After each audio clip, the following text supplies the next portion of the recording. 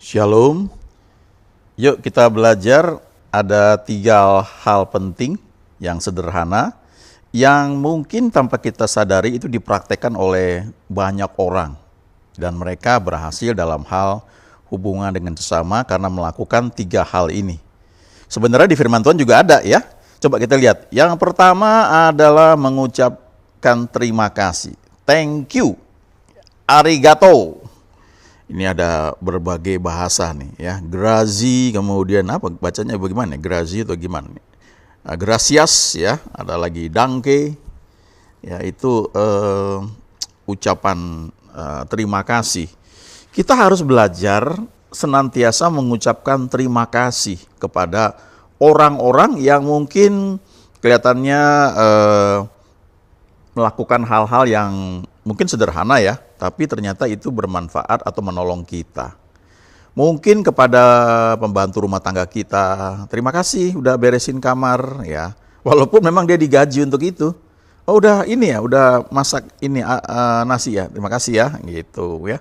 Atau kalau pembantu rumah tangganya ini harian ya, jadi dia nggak nginep, dia datang pagi, dia bereskan semua, dia cuci pakaian, kemudian dia mungkin ngepel, lalu dia setrika, lalu bersihin kamar. Nanti menjelang sore dia pulang, ya kalau kita ada ya kita bilang, udah makasih ya, gitu. Itu hal simple ya. Kadang-kadang kita nggak sadar karena kita pikir kan gue gaji loh untuk ngerjakan hal itu. Nah kita harus belajar untuk mengucapkan terima kasih bahkan ke anak kecil ya. Ke anak-anak kita, dan kita juga perlu ajarkan anak-anak kita itu untuk mengucapkan terima kasih ya, dan dengan tulus ya, dengan bukan hanya karena terpaksa ya, tapi kita belajar untuk mengucapkan terima kasih. Kadang-kadang bisa juga ada konflik tertentu sehingga membuat kita sukar untuk bilang terima kasih ya,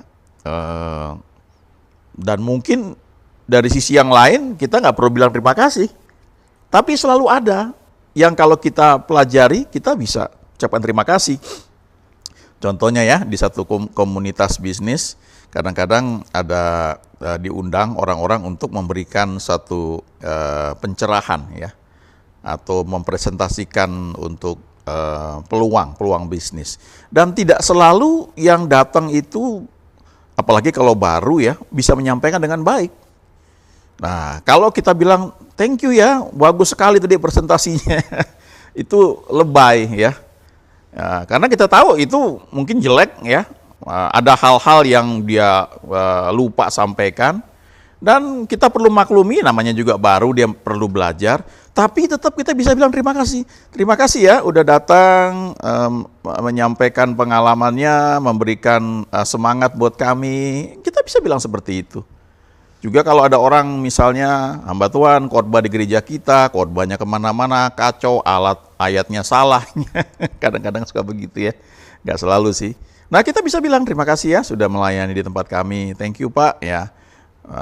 Nanti kalau ditanya khotbah saya ada yang salah nggak? Ya itu kita bisa bilang ya. Saya pernah waktu itu ada pendeta, dia dengan PD-nya dia khotbah ya, dengan semangat ya. Saya udah dengar wah ini salah dia ya.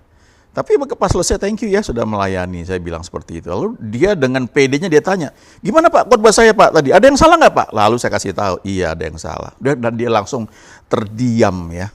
Tapi karena dia nanya sih, tapi saya kasih tahu dengan baik ya. Tadi yang Bapak bilang ya, yang di Alkitab itu cuma ada 2 orang yang berkenan kepada Tuhan, sebenarnya ada 3 Pak. Saya bilang ada 1 yang Bapak nggak sebutnya. Tapi saya bilang dengan tulus, tidak bermaksud untuk menghakimi, tapi tetap saya bisa bilang terima kasih karena dia sudah meluangkan waktu untuk datang melayani. Ya.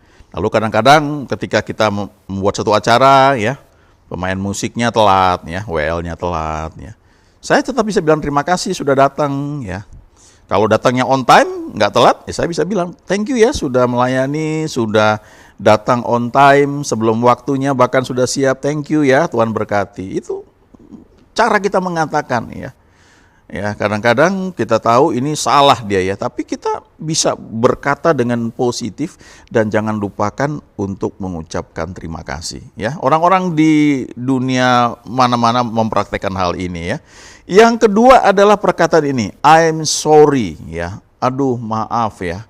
I'm sorry itu kalau bahasa Inggrisnya tuh sebenarnya I'm so sorry ya, saya menyesal gitu. Jadi ini bukan sekedar minta maaf ya, tapi menyadari bahwa saya salah gitu ya.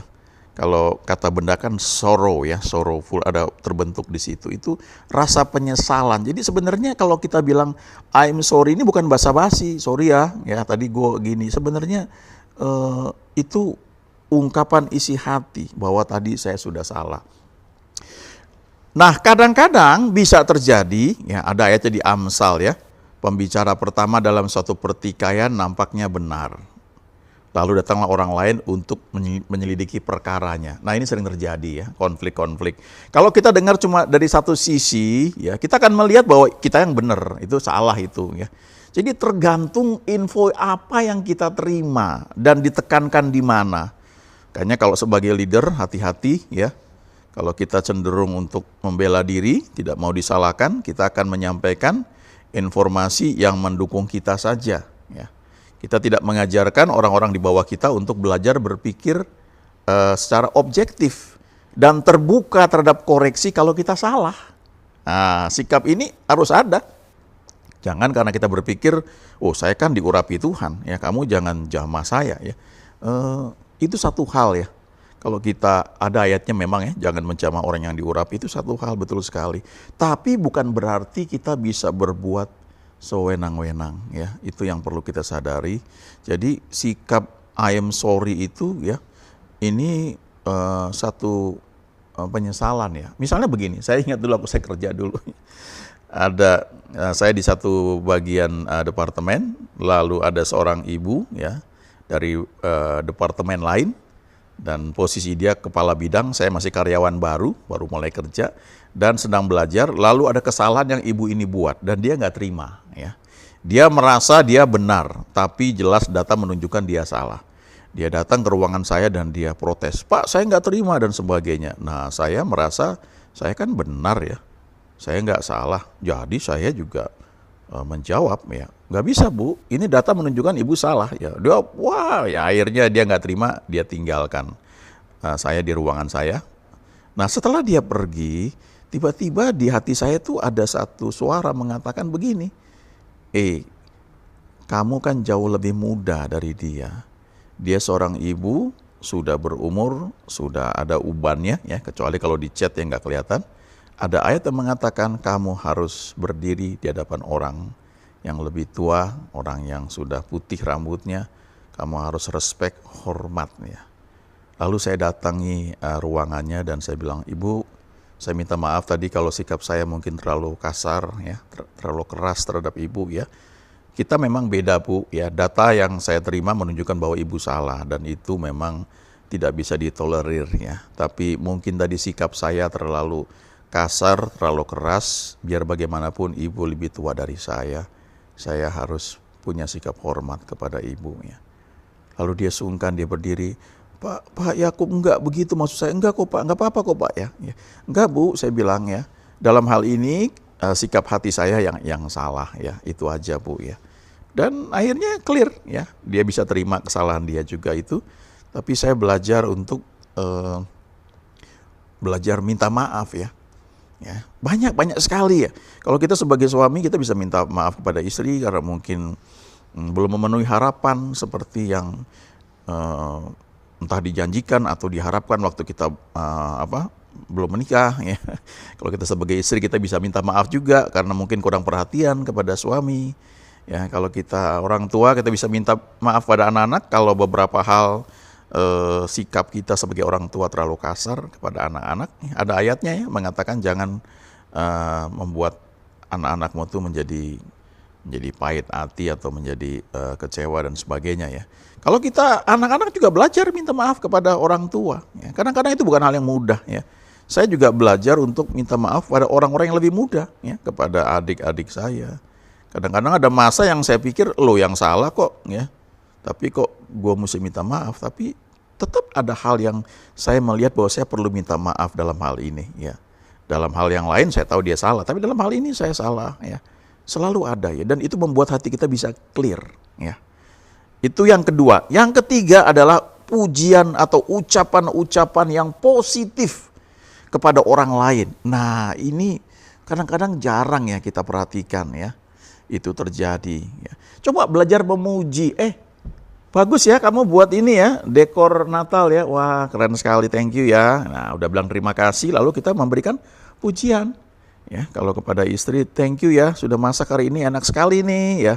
Nah, kita mengucapkan terima kasih, lalu kita memuji bahwa masakannya enak ya. Saya ingat dulu sekali waktu belum menikah ya. Saya di rumah pacar saya, lalu ada teman pacar saya itu ya sedang di dapur. Nah, saya waktu itu sangat suka bercanda sekali dan kadang-kadang kebablasan ya. Sampai sekarang momen itu saya nggak lupa. Jadi waktu temannya pacar saya ini masak, saya tahu dia salah dan saya mentertawakan hal itu. Dan terlihat dia agak gimana ya, agak ya nggak bisa membela diri ya. Tapi saya sadar bahwa saya salah ya. Kita perlu belajar untuk jaga perkataan kita. Sometimes the words we leave unspoken are the most important ones that should have been said. Ya. Seringkali kata-kata yang kita tidak ucapkan adalah kata-kata yang paling penting yang seharusnya kita ucapkan. Ya. Beri pujian pada waktu yang tepat. Ya. Hal-hal sepele. Bagus ya kamu udah bangun pagi hari ini. Ya, kepada anak-anak misalnya, udah bereskan tempat tidur. Gitu dong, itu baru anak papi, itu baru anak papi mami. Misalnya kayak begitu ya. Saya ingat ketika anak-anak tampil ya di gereja, main musik, mereka masih kecil waktu itu. Saya duduk di baris depan, gerejanya gede sekali. Dan ketika mereka sudah mau selesai tampil, saya sengaja ke belakang ya.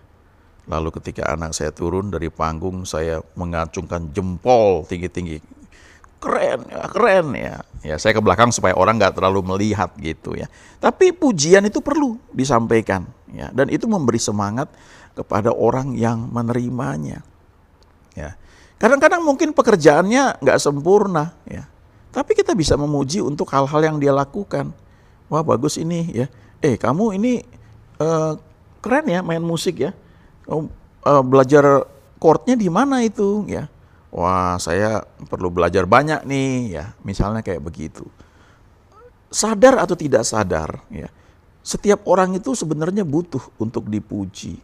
Karena pujian itu memberikan energi ya. Kata-kata positif itu membuat seseorang itu seperti mendapat kekuatan baru. Ya. Belajar untuk lakukan ini, apalagi kalau kita leader, jangan pelit sama pujian, ya, jangan mengkritik saja. Perkataan-perkataan seperti ini dikutip oleh banyak orang-orang yang terkenal ya, entah itu dia pengacara, entah dia itu politician atau mungkin penulis, pengarang dan sebagainya. One of the biggest regrets in life are words left unspoken ya, mirip ya. Salah satu penyesalan terbesar di dalam kehidupan adalah kata-kata yang tidak sempat diucapkan. Ada seorang pendeta, ya saya nggak tahu siapa ya, tapi ini dikhotbahkan oleh seorang hamba Tuhan.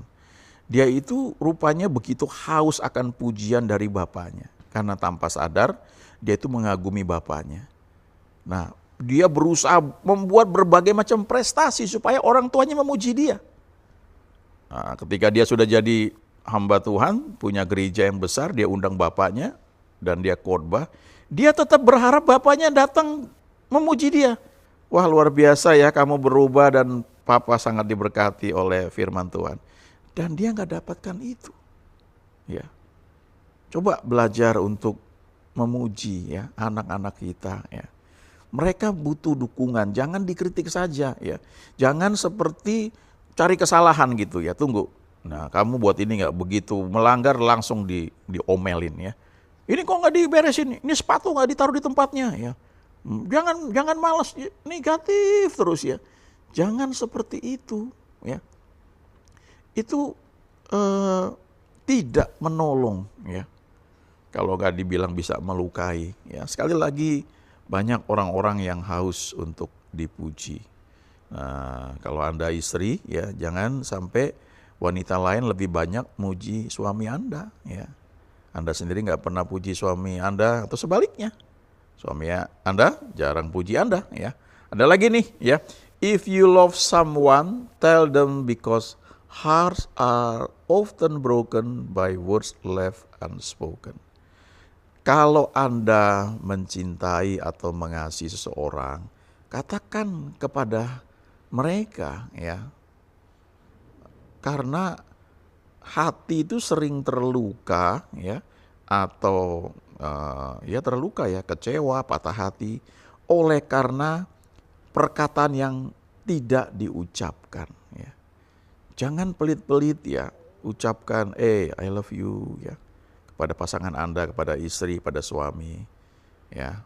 Itu bukan hanya pujian, ya, tapi itu peneguhan. Saya ingat dulu ketika masih pacaran, ya, kami di pelayanan yang sangat ketat, ya. Jadi hati-hati sekali untuk memuji itu. Takut kita mencuri kemuliaan Tuhan.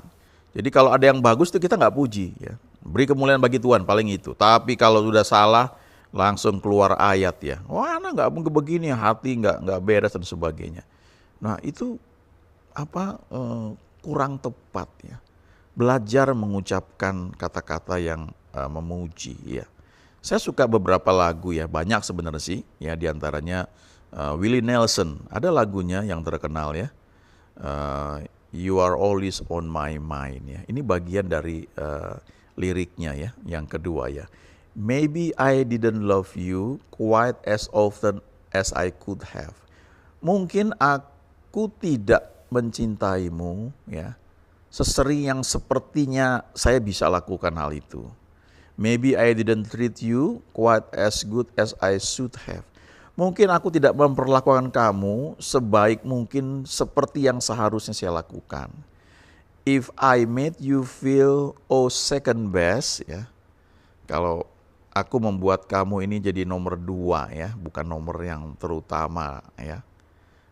Lalu ada backsoundnya, you did, ya. Girl, I'm sorry I was blind, ya. Maafkan saya ini buta, ya. Saya nggak sadari hal itu. You're always on my mind, ya. You are always on my mind. Nah, yang ini bait keduanya, yang tadi bait pertama, ya. Maybe I didn't hold you all those lonely times. Mungkin saya tidak memeluk atau mendekapmu saat-saat waktu di mana kamu merasa sepi atau sendiri. And I guess I never told you, dan saya kira saya nggak pernah cerita sama kamu. I'm so happy that you are mine. Saya tuh bersyukur banget kamu itu menjadi milik saya. Little things I should have said and done. Hal-hal kecil yang seharusnya bisa saya ucapkan atau saya lakukan. I just never took the time. Cuma saya nggak lakukan karena saya nggak ambil kesempatan itu untuk ucapkan, untuk lakukan. When you were always on my mind, ya. Padahal kamu itu selalu ada dalam pikiranku. You were always on my mind. Kamu selalu ada dalam pikiranku. Nah, ini referennya. Tell me that your sweet love hasn't died. Katakan kepada saya bahwa cintamu yang manis itu belum mati, masih ada. And give me one more chance to keep you satisfied. Dan berikan kepada saya satu kesempatan lagi untuk membuat kamu puas, kamu senang, kamu bahagia.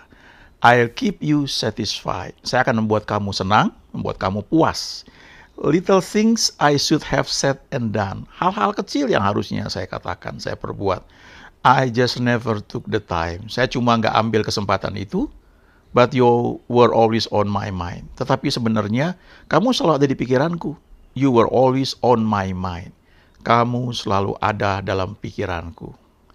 Ya, jadi ini cerita tentang orang yang mungkin sudah menikah, tapi kemudian hidup ya seperti orang asing aja, nggak pernah seperti waktu mereka awal-awal ketemu, ya. Jadi mereka abaikan, ya. Jadi belakangan menyadari ya akan hal itu. Saya pernah ketemu satu ketika di Amerika, ya. kami sedang makan sama-sama, lalu di samping meja saya ada couples ya, pasangan pria dan wanita. Rupanya itu yang pria istrinya sudah meninggal ya karena sakit, dan yang wanita juga suaminya udah meninggal ya karena sakit atau dan sebagainya. Lalu si bapak ini cerita ya kepada kami ya, dulu waktu saya menikah dengan istri saya nggak punya kesempatan untuk berdua ya, untuk makan, ngobrol. Saya sibuk dengan banyak kesibukan yang saya lakukan. Saya kehilangan kesempatan untuk membangun hubungan ya, menyatakan cinta saya. Dan akhirnya setelah istri saya meninggal, saya baru menyadari hal itu. Dan saya ketemu dengan ini ya, teman saya, dia juga mengalami hal yang kurang lebih sama. Jadi ada waktu-waktu ya kami sedang membangun hubungan ini, kami pergi berdua, hanya berdua ya, ngobrol, makan dan sebagainya. Itu hal-hal sepele yang seharusnya bisa dikerjakan. Nah, jangan lupa ya, ada dua hukum kan ya. Hukum kita kepada Tuhan, mengasihi Tuhan dengan segenap hati, segenap jiwa, segenap kekuatan. Tapi kemudian dengan sama kita, kasihilah sama kita dengan seperti kita mengasihi diri kita sendiri, termasuk kepada pasangan kita ya. Nah, orang-orang dunia mereka unggul di sini, walaupun mereka mungkin jarang menyatakan kasih kepada Tuhan, tetapi kepada sesamanya dibuat jadi banyak lagu, dan kita bisa belajar juga dari situ ya. Ini ada pernyataan lagi ya, yang lain nih. Tell them how you feel before you miss your opportunity ya. Katakan kepada mereka perasaan kamu sebelum kamu tuh kehilangan kesempatan itu ya. Sometimes the words left unsaid are the ones you regret the most ya. Kadang-kadang kata-kata yang tidak sempat diucapkan adalah kata-kata yang paling kamu sesali ya. Jadi bukan berarti kita nih obral pujian gitu ya, terlalu berlebihan, lebay ya, salah juga ya. Kalau kita memuji ya katakan dengan tulus, dengan benar ya. Waktu kita bilang terima kasih, ucapan dengan benar juga. Waktu minta maaf juga jelas kenapa gitu. Dan waktu memuji juga kita perlu katakan dengan jelas. Ini hal-hal sederhana yang orang-orang di dunia lakukan ya. Dan mereka berhasil dalam hubungan sesama karena itu ya. Ini ada lagi nih ya dari Taylor Swift. The words you will most regret are the ones that are left unsaid ya. Kata-kata yang nantinya akan Anda sesali, ya, paling Anda sesali adalah kata-kata yang tidak pernah diucapkan, ya. Nah, waktu pacaran kan kayaknya sering ya kita ucapkan hal-hal yang positif. Tapi kalau udah nikah, saya ingat teman saya bilang kan udah nikah, ya. Udah jadi ini kenapa mesti padahal harus dipelihara ya, bukan surat pernikahan yang menyatukan kita. Ya lebih dari itu. Ya, kita perlu belajar ya. Kenapa? Karena life is learning. Life is about learning. Ayo lakukan hal sederhana ini dan kita akan menikmati yang terbaik yang Tuhan janjikan bagi kita semua. Amin.